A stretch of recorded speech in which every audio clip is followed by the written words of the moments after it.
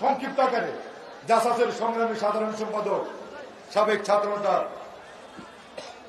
রোকন জাকির হোসেন রোকন। বিসমিল্লাহির রহমানির রহিম।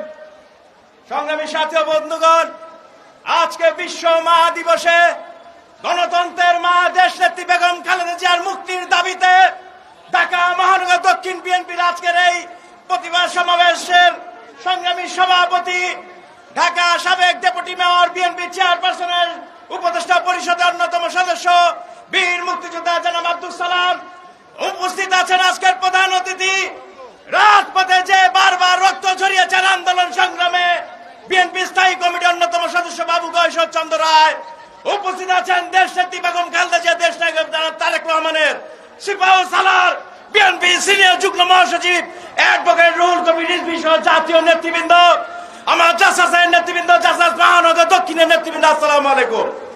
আজকে শুধু একটি কথা বলতে চাই, ডামি নির্বাচন, ডামি সরকার, তাদের কাছে দেশনেত্রীর মুক্তি চেয়ে লাভ নেই। রাজপথে আন্দোলন সংগ্রাম করে দেশনেত্রীর মুক্তি করতে হবে। তাই সকলকে বলবো, দেশনায়ক তারেক রহমানের নির্দেশে রাজপথে আন্দোলন সংগ্রামে আমরা সবাই দেশনেত্রী বেগম খালেদা জিয়াকে মুক্ত করবো, দেশনায়ক তারেক রহমানকে দেশে ফিরে আনবো। সকলকে ধন্যবাদ। জাসাস জিন্দাবাদ, শহীদ রাষ্ট্রপতি জিয়াউর রহমান অমর হোক, দেশনেত্রী বেগম খালেদা জিয়া জিন্দাবাদ, তারুণ্যের অহংকার তারেক রহমান জিন্দাবাদ। সকলকে ধন্যবাদ।